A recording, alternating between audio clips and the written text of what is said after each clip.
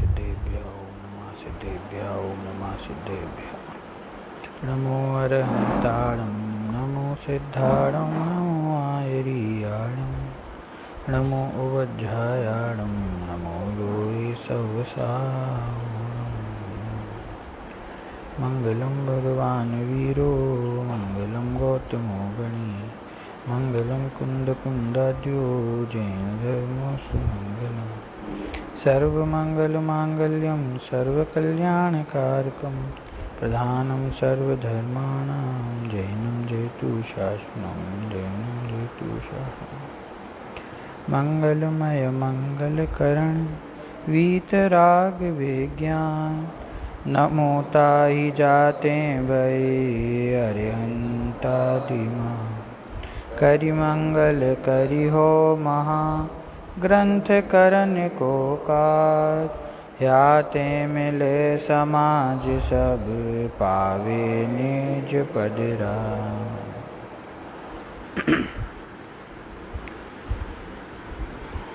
दोपहर के समय में मोक्ष मार्ग प्रकाशक ग्रंथ के अंतर्गत 7वें अधिकार में से उभयाभासी मिथ्या दृष्टि का प्रकरण लेने का विचार किया है। प्रश्न क्रमांक 248 है मेरे ग्रंथ में।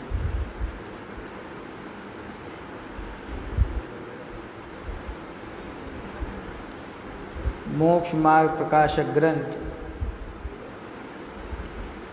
और उसके रचयिता पंडित प्रवर आचार्य कल्प टोडरमल जी वास्तव में वर्तमान काल में गृहस्थ अवस्था में रहकर कोई विचार करे कि गृहस्थ अवस्था में हम कितना कार्य कर सकते हैं, क्या क्या कर सकते हैं, तो वास्तव में हमारे लिए टोडरमल जी हैं। उनको देख करके प्रेरणा लेनी चाहिए कि एक गृहस्थ व्यक्ति अपने जीवन में क्या कर सकता है। 46 वर्ष की पूरी आयु रही उनकी। उस अल्प आयु के अंदर जिनवाणी के, द्रव्यानुयोग के, कर्णानुयोग के अनेक अनेक बड़े ग्रंथों का अध्ययन नहीं किया, अध्ययन तो किया ही, उनकी टीकाएं लिखी। मैं विचार करता हूँ कि उनका स्वयं का अध्ययन कितना प्रगाढ़ होगा, कितनी उनकी तैयारी होगी, कितना उनका स्वयं का स्वाध्याय होगा कि जिस आयु में उन ग्रंथों को पढ़ने में भी तकलीफ होती है, इतना समय निकालना मुश्किल होता है, उतनी आयु में उन्होंने उन ग्रंथों की टीकाएं लिखी। हाँ जी, ग्रंथ तो उपलब्ध होता ही नहीं, वो तो उन्हीं की कहानी में भी है। दक्षिण भारत में कोई ग्रंथ चाहिए था तो पता चला कि प्रति सिर्फ दक्षिण भारत में है, तो कैसे मंगवाई जाए। तो एक मंडली बना करके भेजी, तो करीब 2 वर्ष लगे कि वहाँ पहुँचने में और ग्रंथ को लेकर आने में, और बीच में 2 लोगों की मृत्यु हो गई जो लोग गए थे। 6-7 लोग गए थे और 2 कम वापस आए, और 2 साल में एक ग्रंथ हाथ में आ पाया। तो ऐसा तो समय दुष्कर, और उस समय में इतने ग्रंथों की रचना, टीकाएं लिखना, साधर्मियों को पत्र से जवाब देना, बहुत ही अद्भुत कार्य हुआ है। और हम सब तो बस एक ही ग्रंथ से उनको जानते हैं कि मोक्ष मार्ग प्रकाशक। एक ग्रंथ की बात करें तो ये ग्रंथ ही इतना अभूतपूर्व है। और इसकी सबसे बड़ी विशेषता जो मोक्ष मार्ग प्रकाशक ग्रंथ की मैं मानता हूँ वो ये है कि जीवों के अंतरंग में, हृदय की गहराइयों में जो उनकी वासना छिपी हुई है, जो उनके दोष छुपे हुए हैं, जो उनकी मान्यताओं में गलतियां हैं और जो जगत के सामने सहजता से नहीं आती हैं, बल्कि कई बार उस व्यक्ति को खुद नहीं पता होता है कि मेरे श्रद्धान में ये भूल है, ऐसी सूक्ष्म भूलें, ऐसे उसके परिणाम में चलने वाली बातें, उनको यहाँ पर टोडरमल जी साहब ने बताया और उन दोषों से छूटने का उपाय बताया। हर प्रकरण में, सभी जगह उन्होंने जो, जिसको कहते हैं ना नस पकड़ना, ऐसी नस पकड़ी है हमारी कि कहाँ पर हम किस प्रकरण में हमारे अभिप्राय में क्या भूल रह जाती है और वो भूल कैसे दूर हो, उसकी चर्चा इसमें है। सातवां अधिकार अपने आप में बहुत प्रसिद्ध, पूज्य गुरुदेव श्री को बहुत प्रिय अधिकार। कितना प्रिय था कि जब पढ़ा तो उन्होंने पूरा अधिकार अपने हाथों से लिखा ताकि विषय और स्पष्ट हो सके। और आपको शायद एक तथ्य पता हो, समयसार गुरुदेव श्री को मिला, इसकी बात हम बहुत सुनते हैं, लेकिन समयसार से पूर्व पहले मोक्ष मार्ग प्रकाशक उनके हाथ में आया था, उसको साथ में रखा नहीं उन्होंने, जब मिला था तो पढ़कर और छोड़ दिया, फिर बाद में फिर मिला तो जब गहराई से पढ़ा तो सातवें अधिकार में जब जैन कुल में जन्म लेने वाले मिथ्या दृष्टि जीवों की बात आई तो वो गुरुदेव श्री को इतना प्रिय लगा कि ये ऐसा विषय अन्यत्र मिलना दुर्लभ है। क्यों कि इसमें हमारे अंदर बिल्कुल सादी भाषा में कहें जो गलतफहमी चलती है अपने बारे में, स्वयं के बारे में, कि हम तो जैन कुल में हमने जन्म लिया है, देव शास्त्र गुरु की शरण हमको मिली है, तो हम मिथ्या दृष्टि तो हो ही नहीं सकते। क्योंकि मिथ्या दृष्टि कौन होता है कि जो कुदेव कुगुरु कुशास्त्र के पास जाता है, उनकी सेवा करता है, उनकी बात सुनता मानता है, वो मिथ्या दृष्टि होता है। हमारा तो जन्म ही वीतराग देव शास्त्र गुरु के सत्संग में है, उनकी शरण में है, उनके कुल में है, तो हमको कैसे मिथ्या दर्शन होगा। तो उसकी चर्चा पंडित जी साहब ने ली कि ऐसे भी जीव हैं जिन्होंने जैन कुल में जन्म लिया है, लेकिन फिर भी अपने अंतरंग मिथ्या श्रद्धान के कारण वे मिथ्या दृष्टि हैं। और उन मिथ्या दृष्टियों के दो प्रकार के भेद किए। पहले एक निश्चयाभासी और एक व्यवहाराभासी। उनकी प्रवृत्ति कैसी होती है, उनके श्रद्धान में क्या भूल है, वो बताई, ताकि जो अपने आप को सम्यक दृष्टि मानते हैं उनको ख्याल में आए कि नहीं, ये भूल अभी भी हमारी बाकी है। निश्चयाभासी का प्रकरण और व्यवहाराभासी का प्रकरण समाप्त होने के बाद में और एक तीसरा अद्भुत प्रकरण यहाँ पर आया, और वो है उभयाभासी मिथ्या दृष्टि। उभयाभासी मिथ्या दृष्टि क्या होता है? उभय और आभास दो शब्द हैं इसके अंदर। जैसे निश्चयाभास, व्यवहाराभास, वैसे ही तीसरा उभयाभास। निश्चयाभास किसको कहा? हाँ जी, हाँ, ये निश्चयाभासी मिथ्या दृष्टि का जो वर्णन आया तो बहुत सरल परिभाषा ये बताई कि जो निश्चय का तो यथार्थ रूप से निर्णय नहीं करता, अर्थात निश्चय से जिनागम में जो वस्तु का स्वरूप बताया उसका निर्णय तो नहीं करता, स्वयं ब्रह्म से अपनी मान्यता से कुछ अन्यथा ही निर्णय करता है। द्रव्य का स्वरूप जिनवाणी में बताया शुद्ध, पर्याय से शुद्ध मान लेता है।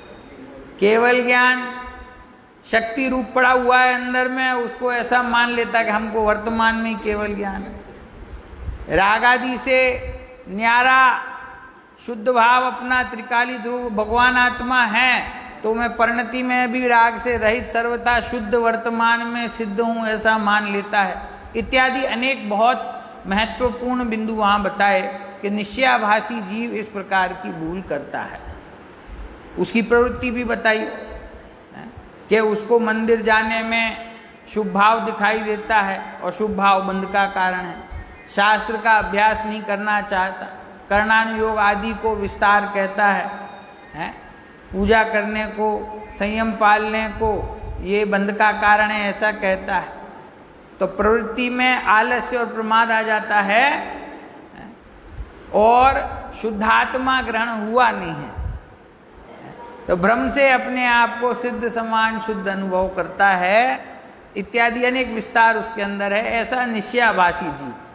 फिर उसके बाद व्यवहाराभासी जीवों की चर्चा ली, तो उसके अंदर 4 प्रकार के व्यवहाराभासी जीव बताए। कौन कौन से? पहले तो यही कि जैन कुल में जन्म लेने वाले, कुल अपेक्षा धर्मधारक व्यवहाराभासी, कि हमने जैन कुल में जन्म लिया है तो जैसी रीति चली आ रही है, जैसी परिपाटी है वैसा हम पालन करते हैं।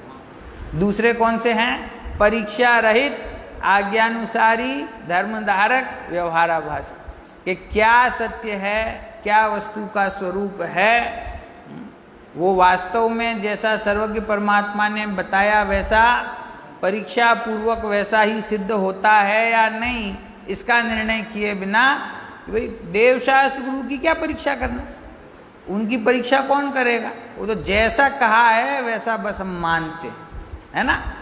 तो कहते हैं उसमें एक बात अच्छी आई है कि ऐसे तो अन्य मती भी अपने मत में कही हुई बात मानता है और जैन कुल में जन्म लेने वाला भी अपने मत में कही हुई बात मानता है, तो दोनों में क्या फर्क रहा? यदि निर्णय पूर्वक, परीक्षा पूर्वक उसने स्वीकार नहीं किया है तो वो स्वीकार करना कोई लाभकारी नहीं है। और तीसरा कौन से है? सांसारिक प्रयोजनार्थ धर्मधारक व्यवहाराभासी, के कुछ तो जीव धर्म सिर्फ इसलिए निभा रहे हैं कि उनको दूसरों को दिखाना है कि हम धर्म कर रहे हैं। 10 लक्षण आए हैं और सब समाज इकट्ठी हुई तो अपने को भी जाना है, अपने को भी भाग लेना है। क्यों? कि यहाँ पे रहेंगे तो सबके साथ में तो अपना कोई कुछ काम ही सिद्ध हो जाएगा। 4 बड़े लोग आएंगे, बाद में उनसे कुछ कहेंगे तो कुछ मिल ही जाएगा। तो किसी को मान चाहिए, किसी को सम्मान चाहिए, किसी को धन चाहिए, किसी को मंदिर बनवाना है, किसी को पैसा इकट्ठा करना है, किसी को यात्रा निकालनी है, उसके लिए धर्म करता है। कहते हैं वो कौन से जीव हैं? सांसारिक प्रयोजनार्थ। सांसारिक प्रयोजनार्थ के प्रकरण में कहा कि जो बाकी के जो व्यवहाराभासी कहे ना, तो वो तो उनकी तो भूल है, वो तो अज्ञानी है। तो अज्ञानी है ये तो उनका दोष है ही, लेकिन ये जो सांसारिक प्रयोजनार्थ धर्मधारक व्यवहाराभासी है वो अज्ञानी तो है ही और पापी भी है। उसको कहा कि पापी है। कहते हैं कि धर्मधारक, धर्म को धारण करने वाला धर्म को धारण नहीं करता है, वो तो क्योंकि मन में कुछ अन्य ही प्रयोजन लेके चल रहा है ना, छल है उसके अंदर में, वो तो पापी है। और अंतिम कौन से कहे? धर्म बुद्धि से धर्मधारक व्यवहाराभासी। ये भी बहुत बढ़िया प्रकरण है। ये अपने को सावधान होने के लिए लिखे हुए प्रकरण हैं कि जिन्हें दूसरा कोई छल कपट नहीं है, उनको सांसारिक प्रयोजन कुछ नहीं है। कुल अपेक्षा ये धर्म मुझे स्वीकार करना है ऐसा भी नहीं, परीक्षा भी करना चाहते हैं, लेकिन उनके क्या भूल है? धर्म बुद्धि से धर्मधारक व्यवहाराभासी। मुझे धर्म करना है, मुझे मोक्ष प्राप्त करना है, ऐसा मानकर धर्म करते हैं। उनके क्या भूल हो सकती है साहब? बाकी के तो कुछ ना कुछ गलतियां हैं, पर धर्म बुद्धि से धर्मधारक व्यवहाराभासी कहते हैं कि वो वस्तु का यथार्थ निर्णय नहीं करता और व्यवहार सम्यक्त्व में, व्यवहार रत्नत्रय में धर्म मानकर उसमें ही संतोष को प्राप्त होता है। ठीक है। इस प्रकार से निश्चयाभासी और व्यवहाराभासी, व्यवहाराभासी किसको कहा? कि जो व्यवहार का सच्चा स्वरूप नहीं जानता, भ्रम से व्यवहार का स्वरूप कुछ अन्यथा ही मानता है। और निश्चयाभासी इसी प्रकार कि जो निश्चय का स्वरूप नहीं जानता, भ्रम से अन्यथा मानता है। अब एक नया प्रकरण आया, उभयाभासी। ये उभयाभासी क्या कहा? तो कह रहे हैं कि ये निश्चय का भी पालन कर रहा है, व्यवहार का भी पालन कर रहा है, और आश्चर्य ये है कि ना निश्चय को जानता है ना व्यवहार को जानता है। जो निश्चयाभासी है वो कम से कम एक जगह टिका हुआ है कि व्यवहार छोड़ने योग्य है, व्यवहार पालन करने योग्य नहीं है। जो व्यवहाराभासी है वो कहता है ये निश्चय की बात करना सब बेकार है, कुछ क्रिया करो, कुछ धर्म करो, कुछ पालन करो तो धर्म होगा। अब ये एक नया प्रकार का जीव है ये निश्चय की बात भी सुन रहा है और व्यवहार की प्रवृत्ति भी कर रहा है, दोनों ही कर रहा है, और ऐसा समझता है कि मैं बाकी सबसे उत्कृष्ट हूं, क्योंकि ये व्यवहार को नहीं मानते, ये निश्चय को नहीं मानते, मैं तो दोनों को मानता हूं। मैं तो निश्चय भी स्वीकार करता हूं और व्यवहार भी स्वीकार करता हूं। उसके उस ऐसे जीव के अभिप्राय में क्या भूल है? और इन तीनों में हर चीज अपने को अपने ऊपर घटाना, इन तीन प्रकरणों की जिसकी ये चर्चा है उसमें हम कहाँ हैं? हमें तो अपनी भूल निकालनी है ना, कि जैसा निश्चयाभासी का वर्णन किया कहीं वैसा ही मेरा अभिप्राय तो नहीं है, जैसा व्यवहाराभासी बताया वैसा ही तो मैं नहीं हूं। और ये तीसरा महत्वपूर्ण प्रकरण है, मुझे तो पता नहीं, क्षमा करना, मुझे ऐसा लगता है कि वर्तमान का मुमुक्षु समाज बहुसंख्यक इसमें आ जाता है, उभयाभास में। अब कैसे आ जाता है इसके ऊपर पढ़ेंगे, और यदि ऐसा लगे कि हमारी गिनती इसमें हो रही है, पंडित जी साहब ने इसमें करी है, तो उसमें से निकलना है अपने। ठीक है, चलिए पढ़ते हैं। अब जो निश्चय व्यवहार दोनों नयों के आभास का अवलंबन लेते हैं, ऐसे मिथ्या दृष्टियों का निरूपण करते हैं। क्या कहा? जो निश्चय और व्यवहार दोनों नयों का अवलंबन लेते हैं, नयों का नहीं, नयों के आभासों का अवलंबन लेते हैं। अगर नए का अवलंबन ले ले तो वो तो सच्चा मार्ग है। नए का अवलंबन नहीं लेता, नए के आभास का अवलंबन लेता है, ऐसे मिथ्या दृष्टियों का निरूपण करते हैं। आभास का अर्थ क्या हुआ? जैसा स्वरूप नहीं है। सुबह की थोड़ी चर्चा अभी रह गई है, शाम को लेंगे। गुरुदेव श्री का प्रवचन सुना ना हमने, तो गुरुदेव श्री के प्रवचन में एक बहुत बढ़िया बिंदु आया था अंत में।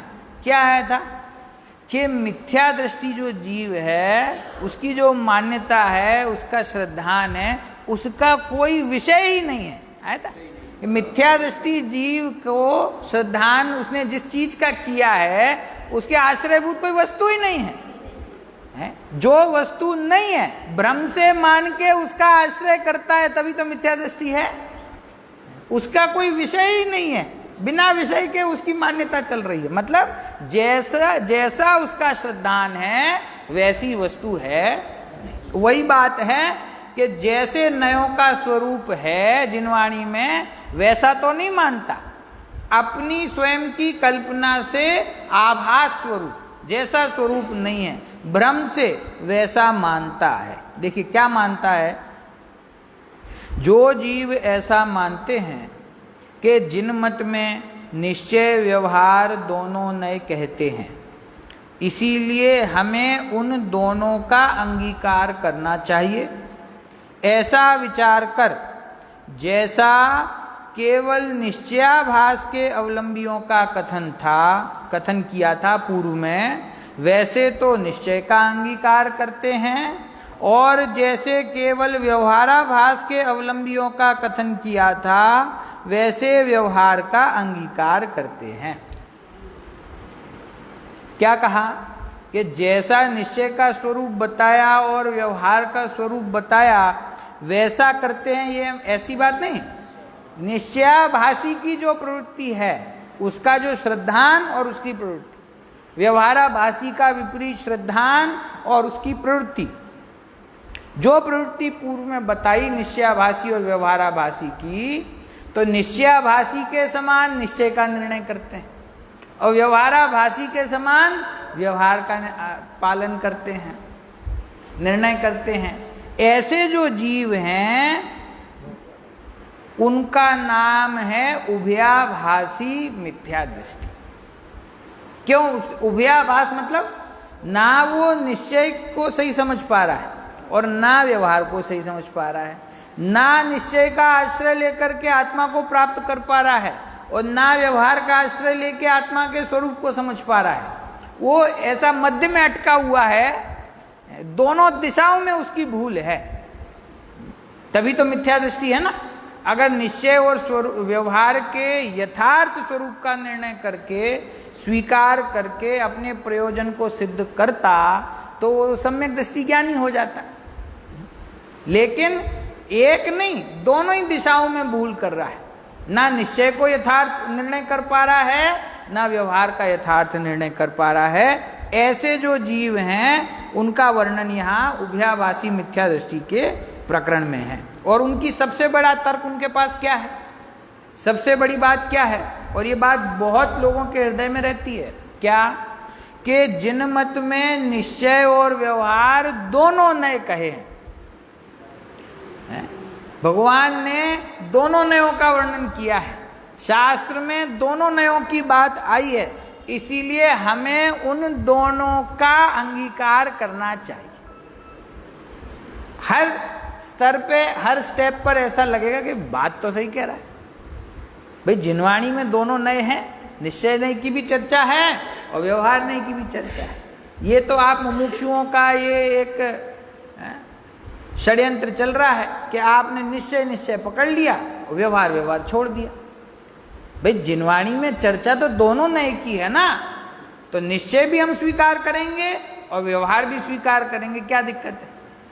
तो जिनवाणी की आज्ञा है दोनों नए, दोनों को हम स्वीकार करते हैं। यहां से उसकी भूल प्रारंभ होती है।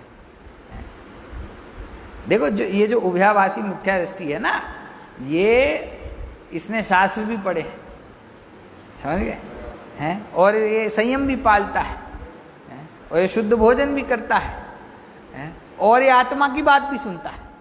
समझे तकलीफ क्या है? जो व्यवहाराभासी है वो तो उसको आत्मा शब्द से अरुचि होती है, जो निश्चयाभासी है उसको व्यवहार से अरुचि होती है। इसको ये तो दोनों ही करता है ना, तो ये बढ़िया है कि नहीं? आत्मा की बात भी सुनता है, व्यवहार का पालन भी करता है। अब वो क्या कह रहा है, क्या तर्क है उसका, कि निश्चय और व्यवहार दोनों नयों का वर्णन जिनवाणी के अंदर है, तो एक नए को स्वीकार करना और एक नए को निषेध कर देना ये गलत बात है। ये जिनेंद्र परमात्मा के द्वारा बताए हुए मार्ग से आप अलग दिशा में जा रहे हो, दोनों नयों को बराबर अंगीकार करना चाहिए, ये उसकी बात है। यद्यपि इस प्रकार अंगीकार करने में दोनों नयों के परस्पर विरोध है। किस प्रकार अंगीकार करने में?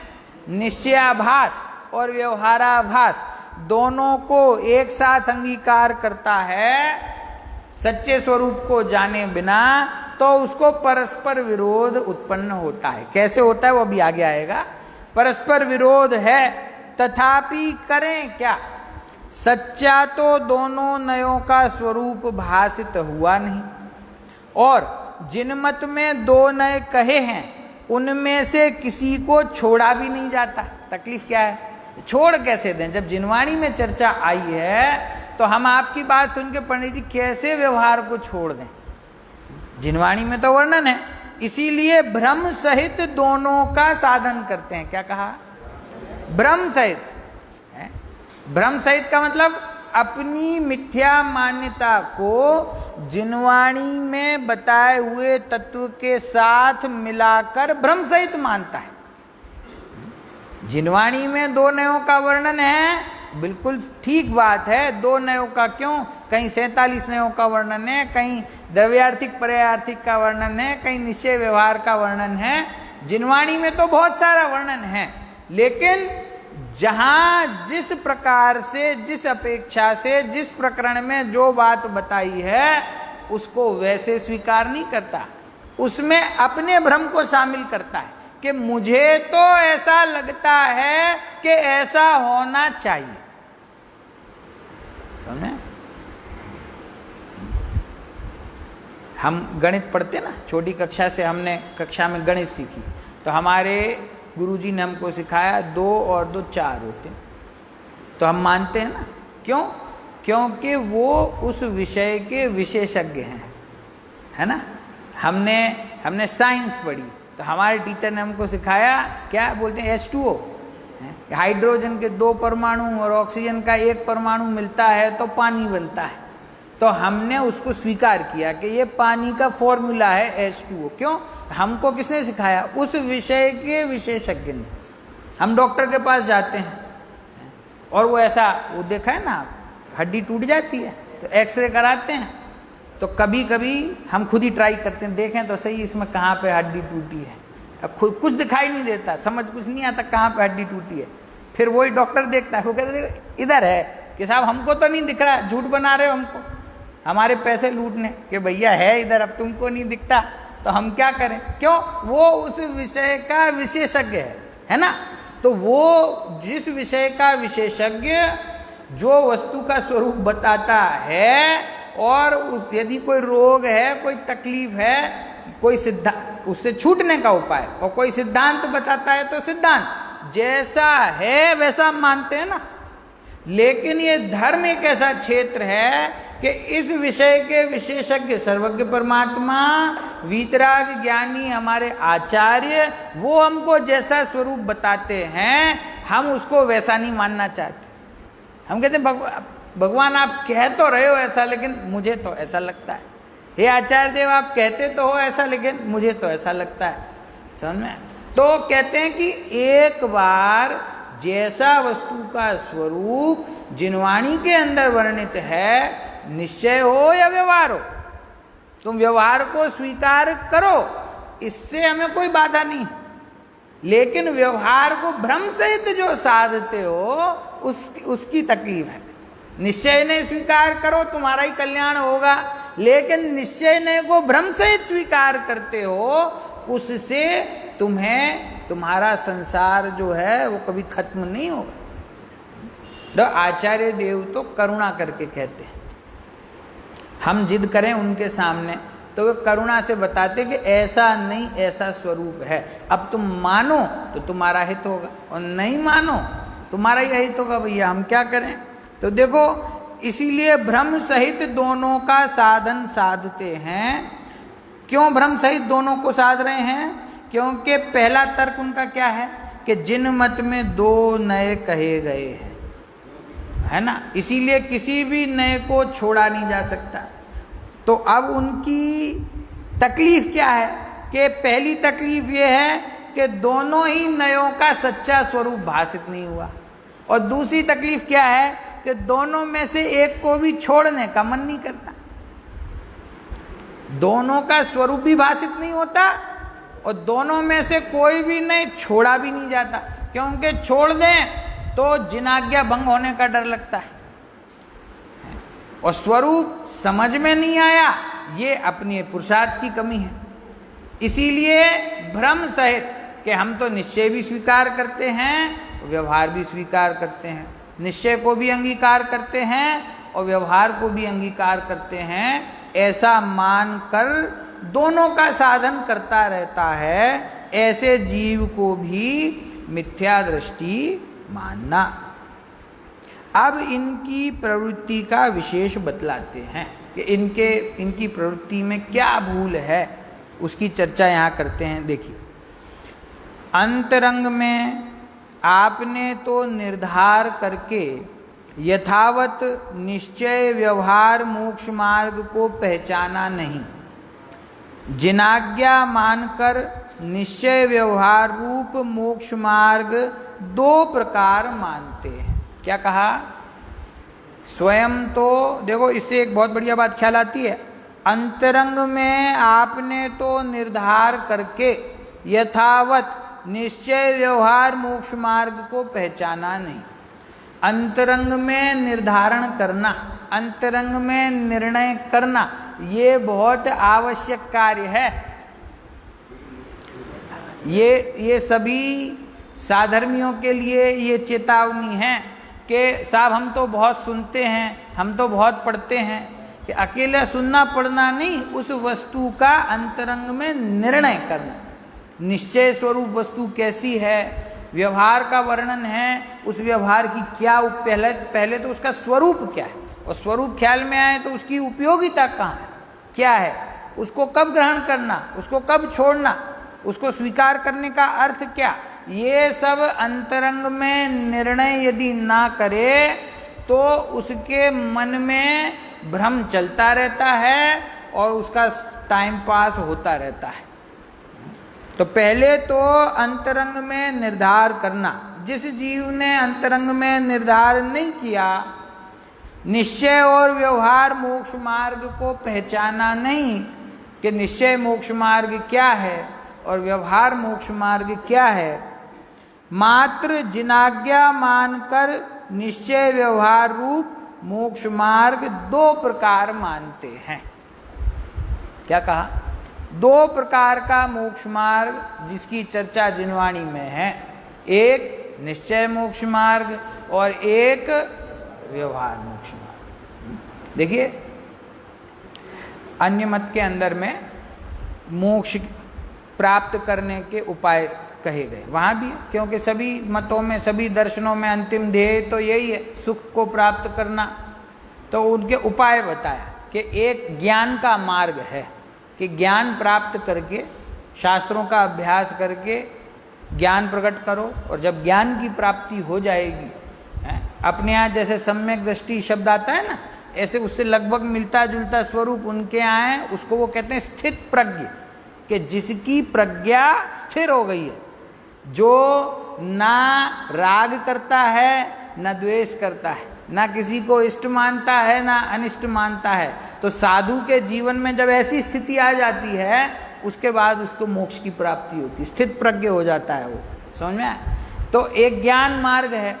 अब कुछ जीवों ने कहा कि साहब ये तो बहुत कठिन है मार्ग, ज्ञान प्राप्त करना है, हमसे तो होगा नहीं, तो कि तुमसे ज्ञान मार्ग से तुम मोक्ष की प्राप्ति नहीं कर सकते, तो तुम्हारे लिए भक्ति मार्ग है। तुम ज्ञान से नहीं कर पा रहे ना, तो कोई बात नहीं, तुम कुछ मत करो, बस भगवान की भक्ति करो। भगवान की भक्ति करोगे तो उसका भी प्रताप इतना है कि उससे तुम्हें मोक्ष की प्राप्ति हो जाएगी। तो एक ज्ञान मार्ग हो गया, भक्ति मार्ग हो गया।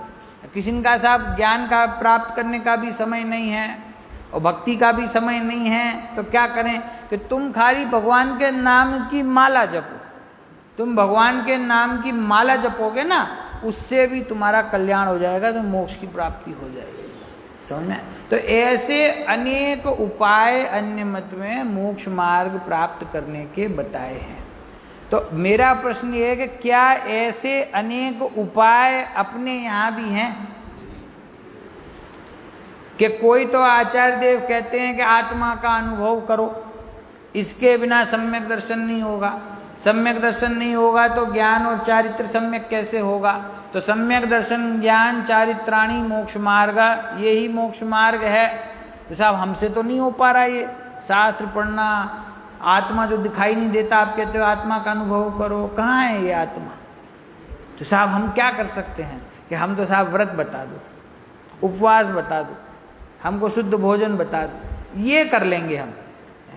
जो गृहस्थ अवस्था में हमसे क्या हो सकता है? हम मंदिर सुबह 5 बजे चले जाएंगे नहा के, हम 2 घंटे भगवान की पूजा करेंगे, हम शुद्ध भोजन करेंगे।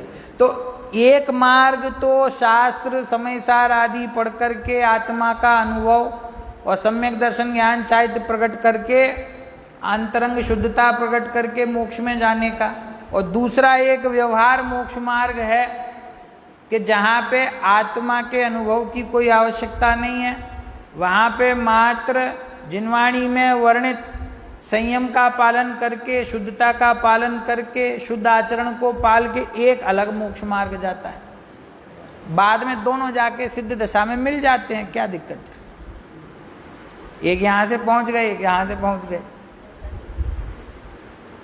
एक तो शुद्ध भाव में लीन होकर के मोक्ष की प्राप्ति करते हैं, और जिनसे शुद्ध भाव प्रकट करते ना बने तो वो शुभ भाव के द्वारा मोक्ष में चले जाए। तो ऐसे 2 प्रकार का मोक्ष मार्ग है नहीं, लेकिन बोलो मानते हैं कि नहीं? है तो नहीं, पता भी है कि वास्तव में ऐसा मार्ग नहीं है, लेकिन हमारे अंतरंग का अनादि का अभ्यास ऐसा उल्टा पड़ा हुआ है कि नहीं, कि जहां शुभ भाव रूप परिणाम और उसके अनुसार शुभ रूप प्रवृत्ति हुई तो वहां ये धर्म का कार्य बढ़िया हो रहा है, ऐसा संतुष्टि का परिणाम अपने अंदर में आता है कि नहीं आता। शुभ भाव में मोक्ष मार्ग दिखाई देता है कि नहीं देता। एक बार स्वाध्याय करते करते कोई परेशान हो सकता है, क्या कि मैं इतने वर्षों से कर रहा हूं लेकिन कुछ नहीं हो रहा है। लेकिन जो शुभ भाव की रुचि वाला जीव होता है वो पूरे जीवन कभी थकता नहीं है। उसको दिख रहा है कि कोई हमारी मोक्ष मार्ग में उन्नति हो रही हो, ऐसा कुछ दिख नहीं रहा, लेकिन थकता नहीं है वो, कि मैं और अधिक करूंगा और अधिक करूंगा और बढ़िया करूंगा, तो इससे मेरा आज नहीं तो कल सही कभी ना कभी तो कल्याण हो ही जाएगा। कोई जीव किसी क्रिया में रुक गया है, कोई जीव किसी क्रिया में रुक गया है। किसी को भोजन छोड़ने में धर्म दिखाई देता है, किसी को शुद्ध भोजन में दिखता है, किसी को सफेद वस्त्रों में दिखता है, किसी को वस्त्रों के त्याग में दिखता है। लेकिन आचार्य देव की जो परिभाषा है सम्यक दर्शन ज्ञान चारित्राणी मोक्ष मार्ग, वो पढ़ता भी रोज है, लेकिन उसको इस बात का मर्म ख्याल में नहीं आता। इस बात का मर्म ख्याल में आए इसीलिए तत्वार सूत्र की टीका में ये प्रश्न भी है। क्या? व्याकरण का प्रश्न है लेकिन बहुत समझने योग्य है। क्या प्रश्न पूछा वहां पे टीका में? शिष्य पूछ रहा है कि महाराज सम्यक दर्शन ज्ञान चारित्राणी, ये चारित्राणी है ना, तो संस्कृत में बहुवचन है, 3 शब्द जोड़ दिए, सम्यक दर्शन, सम्यक ज्ञान और सम्यक चारित्र, तीनों को जोड़ा तो सम्यक दर्शन, सम्यक ज्ञान, सम्यक चारित्र, ये तीनों मिलकर के मोक्ष मार्ग हैं, ऐसा कहा ना। तो सम्यक दर्शन ज्ञान चारित्राणी मोक्ष मार्ग। तो शिष्य ने प्रश्न किया कि साहब ये जो विशेषण है ना आपका, ये तो बहुवचन में है और आपने मोक्ष मार्ग एक कह दिया, मोक्ष मार्ग, यहां भूल हो गई है साहब, यहां मोक्ष मार्गाणी होना चाहिए कि सम्यक दर्शन ज्ञान चारित्राणी मोक्ष मार्गाणी। सम्यक दर्शन, सम्यक ज्ञान और सम्यक चारित्र, ये 3 मोक्ष के मार्ग हैं। तो आचार्य देव उसको कहते हैं कि भैया यहां कोई व्याकरण सिखाने नहीं बैठा हूं, व्याकरण का प्रकरण नहीं है, ये तो सुखी होने के उपाय का प्रकरण है। सम्यक दर्शन, सम्यक ज्ञान, सम्यक चारित्र, तीनों मोक्ष मार्ग के अलग अलग उपाय नहीं है, 3। हाँ, मोक्ष मार्ग कह के ये बताते हैं कि ये तीनों मिलकर के एक मोक्ष मार्ग का उपाय है। और ये भी किंवदंती हम उसमें सुनते हैं कि पहले ये सुनिए ना कहानी, जंगलों में, जूनागढ़ के जंगलों में वो किसी की झोपड़ी के बाहर सद्वाक्य लिखा रहता था। वो जो श्रावक था वो अपनी झोपड़ी के बाहर रोज कोई ना कोई सद्वाक्य लिख देता था। अब वो गया एक दिन जंगल में, लौट के उसने वहां सद्वाक्य लिखा, पहले दर्शन ज्ञान चारित्राणी मोक्ष मार्ग, है कि नहीं, और चला गया कहीं और वापस आया तो देखा उसमें किसी ने सम्यक शब्द जोड़ दिया आगे, सम्यक दर्शन ज्ञान चारित्राणी मोक्ष मार्ग। उसको बड़ा आश्चर्य हुआ, अच्छा भी लगा कि साहब उसको भूल ख्याल में आ गई अपनी कि ये ज्ञान, दर्शन और चारित्र तीनों मोक्ष मार्ग हैं, ये मैंने लिखा था, लेकिन ये सम्यक शब्द लगा के तो उसका पूरा अर्थ ही बदल गया कि अकेला ज्ञान, श्रद्धा और चारित्र नहीं, सम्यक ज्ञान, सम्यक दर्शन और सम्यक चारित्र, ये 3 मिलकर के मोक्ष मार्ग हैं। तो वो ढूंढने निकला कि कौन से महापुरुष ने ये इसमें शब्द जोड़ा है। तो ढूंढते ढूंढते उसको मुनिराज मिल गए जंगल में। तो उनसे निवेदन किया कि महाराज मोक्ष मार्ग का उपाय बताइए। तो वहां आचार्य देव ने उसको ये सूत्र बताए जिसको आप तत्वार सूत्र कहते हो। तो कहने का अर्थ क्या है कि यहां बात क्या कही कि उभयाभासी मिथ्या दृष्टि जो है, इसने अंतरंग में ना तो निश्चय का निर्णय किया है, ना व्यवहार का निर्णय किया है। जिन आज्ञा से, जिनेंद्र परमात्मा की आज्ञा अर्थात शास्त्र में से पढ़ करके उसने दो प्रकार की बातें पढ़ी कि एक तो अंतरंग सम्यक दर्शन ज्ञान चारित्र सहित निश्चय मोक्ष मार्ग प्रकट होता है, और एक व्यवहार सम्यक दर्शन ज्ञान चारित्र रूप व्यवहार मोक्ष मार्ग है। दो प्रकार के मोक्ष मार्ग सुखी होने का उपाय हैं, ऐसा वो समझता है। अब देखिए क्या कहते हैं आगे, सो मोक्ष मार्ग दो नहीं है, मोक्ष मार्ग का निरूपण दो प्रकार है। कि भैया ये जो दो प्रकार के मोक्ष मार्ग की चर्चा आई, ये वास्तव में मोक्ष मार्ग दो नहीं है, उनका निरूपण, निरूपण अर्थात कथन पद्धति, समझाने के लिए, सरल करने के लिए, कोई प्रयोजन विशेष से उसका निरूपण किसी अपेक्षा से, उनका कथन दो प्रकार से किया गया है। मोक्ष मार्ग तो दो प्रकार का नहीं है। तो क्या है वो निरूपण? तो कहते हैं जहां सच्चे मोक्ष मार्ग को मोक्ष मार्ग निरूपित किया जाए सो निश्चय मोक्ष मार्ग है, और जहां जो मोक्ष मार्ग तो है नहीं परंतु मोक्ष मार्ग का निमित्त है, वह सहचारी है, उसे उपचार से मोक्ष मार्ग कहा जाए सो व्यवहार मोक्ष मार्ग है। क्या कहा? जहां मोक्ष मार्ग, सच्चा मोक्ष मार्ग जो है, उस सच्चे मोक्ष मार्ग को ही मोक्ष मार्ग कहा जाए तो वह निश्चय मोक्ष मार्ग है। और जहां मोक्ष मार्ग तो है नहीं परंतु जो मोक्ष मार्ग का सहचारी है, साथ में पाया जाता है अथवा निमित्त है, उसको उपचार से मोक्ष मार्ग कहा जाए सो व्यवहार मोक्ष मार्ग है। देखिए एक बिंदु मैं आपको यहाँ महत्वपूर्ण समझाना चाहता हूँ इस परिभाषा में कि कोई भी वस्तु जगत में दो प्रकार की नहीं है। वस्तु तो जितनी है सब अपने स्वरूप में स्थित है ना, वस्तु तो जैसी है वैसी है। नए क्या करते हैं कि नए उस वस्तु का सापेक्ष कथन करते हैं। नए जो वस्तु का कथन करते हैं वो किसी ना किसी अपेक्षा से कथन करते हैं, है ना, परंतु वस्तु में नए होता है क्या? आप समझे? एक निश्चय मोक्ष मार्ग और एक व्यवहार मोक्ष मार्ग, ऐसा दो प्रकार का मोक्ष मार्ग संभव है क्या? कोई भी, चाहे व्यक्ति हो, चाहे वस्तु हो, चाहे कोई क्रिया हो, वो एक निश्चय प्रकार की और एक व्यवहार